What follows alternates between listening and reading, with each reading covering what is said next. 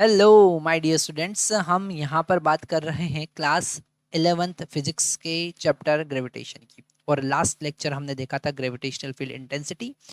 और gravitational field intensity में हम यहाँ पर बात कर रहे हैं जो भी हमारे पास में अलग अलग टाइप के मास डिस्ट्रीब्यूशन होते हैं। जैसे हमने सॉलिड स्फीयर की बात की है, तो हमने 8th लेक्चर जो देखा था उसमें हमने gravitational field intensity due to solid sphere देखा। उसके बाद स्फेरिकल शेल देखा, हमने वहां पर देखा कि इनसाइड ग्रेविटेशनल फील्ड इंटेंसिटी 0 होती है।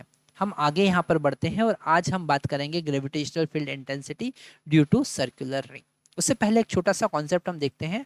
अगर हमने अगर हमने यहाँ पर एक मास m कंसिडर किया है और इससे r डिस्टेंस पर अगर हमको ग्रेविटेशनल फील्ड इंटेंसिटी फाइंड करना है, तो हमको पता है कि ग्रेविटेशनल फील्ड इंटेंसिटी का फॉर्मूला होता है -g कैपिटल M, या कैपिटल M मास है तो capital M divided by are square into R के। हमने ये देखा है कि ये जो नेगेटिव साइन है ये इंडिकेट कर रहा है कि ग्रेविटेशनल फील्ड इंटेंसिटी का डायरेक्शन रेडियल वेक्टर के अपोजिट डायरेक्शन में होता है ना। तो छोटे छोटे कॉन्सेप्ट बड़े इंपॉर्टेंट होते हैं जो ध्यान देना है। यहाँ पर आर कैप हमने इसलिए यूज किया है क्योंकि वो डायरेक्शन बता रहा है इलेक्ट्रिक फील्ड का, और जो रेडियल डायरेक्शन है उसी डायरेक्शन में इलेक्ट्रिक फील्ड है, तो हमने यूनिट वेक्टर यूज किया है क्योंकि वो केवल डायरेक्शन बताएगा, उसका मैग्नीट्यूड 1 होगा। और मैग्नीट्यूड इलेक्ट्रिक फील्ड का ग्रेविटेशनल फील्ड का कितना होगा, Gm/r²। आज हम बात कर रहे हैं gravitational field intensity E due to circular ring. Okay, circular ring है ना। हम यहाँ पर जितना भी कंटिन्यूस मास डिस्ट्रीब्यूशन होता है उसके कारण ग्रेविटेशनल फील्ड इंटेंसिटी फाइंड कर रहे हैं। डेफिनेटली यहाँ पर हमको इंटीग्रेशन का कॉन्सेप्ट यूज करना पड़ेगा। अगर हमने यहाँ पर एक रिंग कंसिडर किया है ना, ये हमने रिंग कंसिडर किया, इसको थोड़ा सा हम सॉलिड बना लेते हैं। तो ये हमारे पास में एक रिंग है। ओके, और इस पूरी रिंग पर मास यूनिफॉर्मली डिस्ट्रीब्यूटेड है ना। पूरे रिंग पर मास डिस्ट्रीब्यूटेड है और इसके सेंटर से इसकी एक्सिस पे हम अगर x डिस्टेंस आगे बढ़ते हैं तो यहाँ पर हमको ग्रेविटेशनल फील्ड इंटेंसिटी फाइंड करना है। तो हम डायरेक्टली फाइंड नहीं कर सकते, हमको यहाँ पर एक डिफरेंशियल पार्ट कंसिडर करना पड़ेगा dl लेंथ का। ठीक है, तो यहाँ पर हम dl लेंथ का डिफरेंशियल पार्ट कंसिडर कर रहे हैं। ओके, dl लेंथ का डिफरेंशियल पार्ट हम कंसिडर कर रहे हैं, छोटा सा पार्ट कंसिडर कर रहे हैं और उसका मास हम dm कंसिडर कर रहे हैं। इसका मास कितना है, dm है ना। तो ये है differential mass. Okay, differential mass. अब यहाँ पर इस डिफरेंशियल मास के कारण इस एक्सिस पर है ना, इस पॉइंट पर ग्रेविटेशनल फील्ड इंटेंसिटी होगी है ना। और वो ग्रेविटेशनल फील्ड इंटेंसिटी की डायरेक्शन जो मैं आपको बता रहा हूँ वो यहाँ पर होगी। ऐसा डायरेक्शन होगा ग्रेविटेशनल फील्ड इंटेंसिटी। अगर ये ग्रेविटेशनल फील्ड इंटेंसिटी फाइंड करना है तो डेफिनेटली इस मास से इस पॉइंट के बीच का डिस्टेंस हमको पता होना चाहिए है ना। और वो हम पाइथागोरस थ्योरम की हेल्प से फाइंड कर सकते हैं। अगर हम इस ट्राइंगल में ये एंगल थीटा कंसिडर करें तो डेफिनेटली यहाँ पर हम इस आर का वैल्यू फाइंड कर सकते, डिफरेंशियल ग्रेविटेशनल फील्ड का वैल्यू हम फाइंड कर सकते हैं। ओके, तो यहाँ पर डी ई जो है उसका वैल्यू अगर हम देखें तो डी ई जो होगा वो होगा जी, अगर मैग्नीट्यूड की बात करें तो G into D M divided by are square. Okay, और आर का वैल्यू हम पाइथागोरस थ्योरम से यहाँ पर देख सकते हैं, capital R root capital R का स्क्वायर प्लस एक्स स्क्वायर। हम यहाँ पर कैपिटल आर इस सर्कुलर रिंग का रेडियस कंसिडर कर रहे हैं। ठीक है, तो अगर हम यहाँ पर वैल्यू पुट करें तो वो हो जाएगा G D M divided by are square plus x square raised to power 1/2। ठीक है, आगे बढ़ते हैं। अब यहाँ पर जब हम इंटीग्रेशन करेंगे तो ये जो ग्रेविटेशनल फील्ड हमको मिला है इसमें हर बार इसका डायरेक्शन चेंज होगा, तो हम डायरेक्टली इंटीग्रेट नहीं कर सकते हैं, इसको हमको दो पार्ट में डिवाइड करना पड़ेगा। ओके, तो जब हम इसको दो पार्ट में डिवाइड करेंगे तो एक इसका हॉरिजॉन्टल कंपोनेंट होगा जिसको हम लिखेंगे D E x, x component, और एक इसका वर्टिकल कंपोनेंट होगा जिसको हम लिखेंगे डी ई वाई है ना। तो पहले हम वर्टिकल कंपोनेंट की बात करते हैं। जब इंटीग्रेट करेंगे इस वर्टिकल कंपोनेंट को, है ना, मान लेते हैं ये एंगल थीटा है, तो वर्टिकल कंपोनेंट क्या होगा, वर्टिकल कंपोनेंट होगा D E sine theta, D sine theta. और इसका पूरे सर्कल पर जब इंटीग्रेट करेंगे तो ये जो वर्टिकल कंपोनेंट होगा वो जीरो हो जाएगा। अब यहाँ पर ये समझने वाली बात है कि वर्टिकल कंपोनेंट जीरो क्यों हो जाएगा, क्योंकि जो पार्ट आपने यहाँ पर ऊपर कंसिडर किया है वैसा ही इसके डायमेट्रिकली अपोजिट एक और पार्ट डीएल आप कंसिडर कर सकते हैं, और उसके कारण जो ग्रेविटेशनल फील्ड इंटेंसिटी बनेगा उसका एक वाई कंपोनेंट अपोजिट डायरेक्शन में होगा। ऐसा हर एक पार्ट के लिए डायमेट्रिकली अपोजिट एक पार्ट बनेगा और ये एक दूसरे को कैंसिल कर देगा। तो नेट जब इंटीग्रेट करेंगे तो हर एक पार्ट एक दूसरे पार्ट के वर्टिकल कंपोनेंट को कैंसिल करेगा और फाइनल हमको जीरो मिलेगा। कहीं पर भी आप मूव करेंगे तो डायमेट्रिकली अपोजिट, जैसे यहाँ पर आपने मूव किया तो इसका और इसका, है ना, एक दूसरे को वर्टिकल कंपोनेंट कैंसिल कर देगा, पर जो हॉरिजॉन्टल कंपोनेंट है वो कैंसिल नहीं होगा। तो अगर हम हॉरिजॉन्टल कंपोनेंट की बात करें, मतलब एक्स कंपोनेंट की बात करें, तो वो होगा D E cos theta. Okay, D E cos theta, और डी का वैल्यू हम यहाँ पर निकाल चुके हैं। कॉस थीटा का वैल्यू भी हम यहाँ पर निकाल सकते हैं। Cos theta is equal to कितना होगा, cos theta is equal to होगा बेस डिवाइडेड बाय हाइपोटेनस, मतलब एक्स डिवाइडेड बाय आर, है ना। यहाँ पर हमने स्क्वायर नहीं किया था तो इसका स्क्वायर कर देंगे तो रूट से स्क्वायर यहाँ कैंसिल हो जाएगा। ठीक है, वैल्यू पुट करेंगे तो D E X equal to G D M, okay, divided by are square plus x square, root से स्क्वायर यहाँ कैंसिल हो गया था, और कॉस थीटा का वैल्यू हम लिखेंगे X divided by are square plus x square का रूट। ठीक है, मतलब 1/2, और यहाँ पर पावर 1 में, यहाँ पर पावर 1/2 है, दोनों ऐड करेंगे तो 3/2 हो जाएगा। तो डी ई एक्स जो हमको मिलेगा वो मिलेगा G into X into D M divided by are square plus x square raised to power 3/2। Okay, जब हम इसको इंटीग्रेट करेंगे तो जो नेट ग्रेविटेशनल फील्ड इंटेंसिटी जिसका डायरेक्शन एक्स एक्सिस या रिंग की एक्सिस की डायरेक्शन में होगा और सेंटर की तरफ होगा, टुवर्ड्स द सेंटर होगा। ओके, तो ये पॉइंट जो मैं बता रहा हूँ ये आपको नोट डाउन कर लेना है। ठीक है, यहाँ पर हमको लिख लेना है कि वाई कंपोनेंट नहीं होगा, direction of gravitational field intensity, okay, direction of gravitational field intensity, gravitational field is along the axis, along the axis towards the center, okay, along the axis toward the center होगा। ठीक है, अब अगर हम यहाँ पर जी एक्स जो कि कांस्टेंट है उनको बाहर ले लेंगे तो R square plus x square raised to power 3/2 integration dm बचेगा, और पूरे सर्कल पर अगर हम dm को इंटीग्रेट करेंगे मतलब टोटल मास फाइंड कर रहे हैं तो यहाँ पर हमारे पास में m मिलेगा, उसका रिंग का total mass divided by are square plus x square raised to power 3/2, ये हमको मिलेगा। ओके, तो G M x divided by are square plus x square raised to power 3/2 हमको मिला। ये हमारे पास फाइनल एक्सप्रेशन आया, पर यही एक्सप्रेशन सफिशिएंट नहीं है, इसमें और भी बड़े इंपॉर्टेंट कॉन्सेप्ट होते हैं जिनकी बात हम आगे करने वाले हैं। तो हमने यहाँ पर सर्कुलर रिंग के कारण जो ग्रेविटेशनल फील्ड इंटेंसिटी है उसके लिए समझा कि उसका डायरेक्शन जो होगा वो सेंटर की तरफ होगा।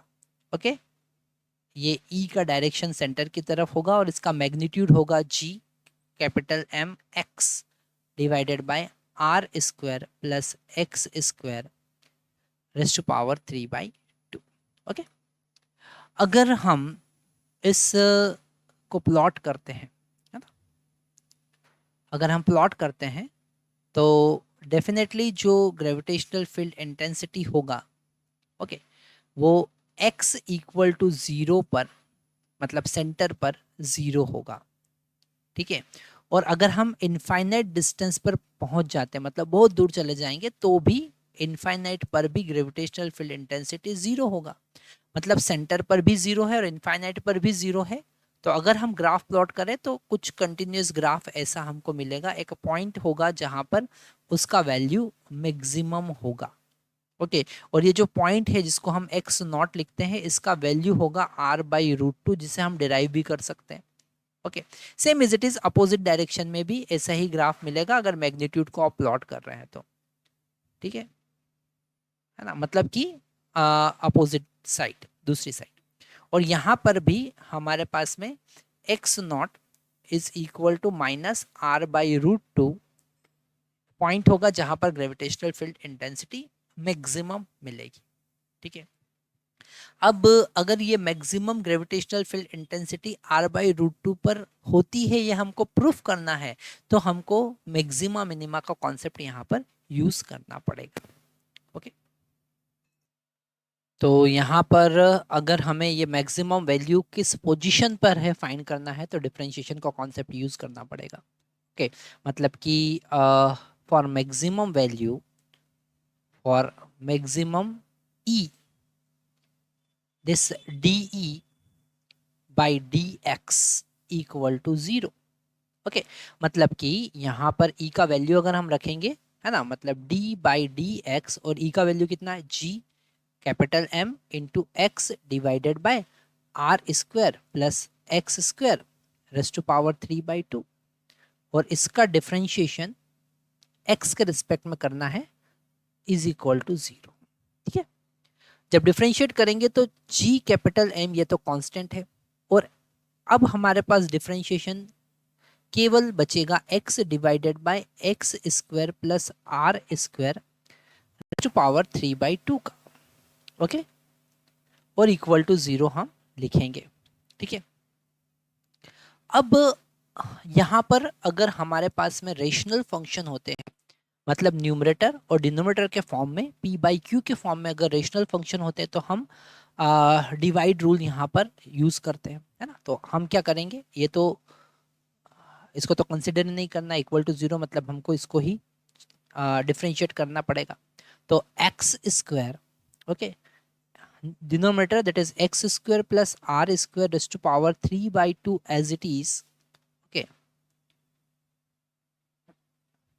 3/2 एज इट इज, और x का डिफरेंशिएशन, न्यूमरेटर का डिफरेंशिएशन, x का डिफरेंशिएशन x के रिस्पेक्ट में 1 हो जाएगा, minus numerator as it is, x as it is, और अब हमको डिफरेंशिएट करना है डिनोमिनेटर को, मतलब X square plus R square raise to power 3/2 को। तो यहाँ पर हमको चेन रूल लगाना पड़ेगा, ये 3/2 मल्टीप्लाई में आएगा और मिलेगा हमको X square plus R square raise to power 3/2 minus 1, मतलब 1/2, और फिर X square plus R square को फिर से डिफरेंशिएट करना पड़ेगा, तो एक्स स्क्वायर का डिफरेंशिएशन 2x हो जाएगा और आर स्क्वायर का डिफरेंशिएशन 0 हो जाएगा, क्योंकि वो कांस्टेंट है।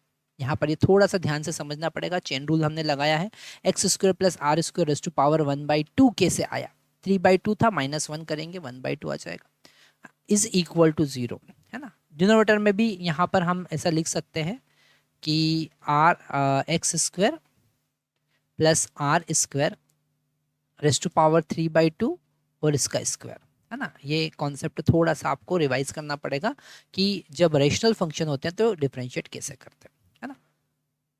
इसे हम आगे सॉल्व करें तो यहाँ पर X square plus R square raise to power 3/2 था, यहाँ पर 3/2 का ये बाई 2 और ये 2 कैंसिल हो जाएगा, और यहाँ एक्स स्क्वायर बचेगा, और हम इन दोनों टर्म में से X square plus R square common ले सकते हैं। तो यहाँ पर आगे का सॉल्यूशन हम देख रहे हैं, ये X square plus R square raise to power 1/2 हमने कॉमन लिया, तो यहाँ पर X square plus R square raise to power 1 बचेगा, क्योंकि 3/2 है ना पावर, 3/2 में से 1/2 अगर आगे हमने कॉमन लिया है तो 1 बचेगा, तो X square plus R square raise to power 1 बचा, माइनस ये 3x स्क्वायर बचा, -3x स्क्वायर इक्वल टू 0। अब ये वाला टर्म तो 0 हो नहीं सकता, मतलब ये वाला टर्म ही 0 होगा, मतलब हम लिखेंगे R square minus 2x square equal to 0, मतलब x equal to X square is equal to R square by 2, मतलब x इक्वल टू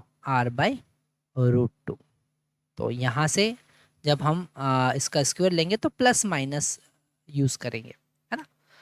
तो हमारे पास में पोजीशन पता चला।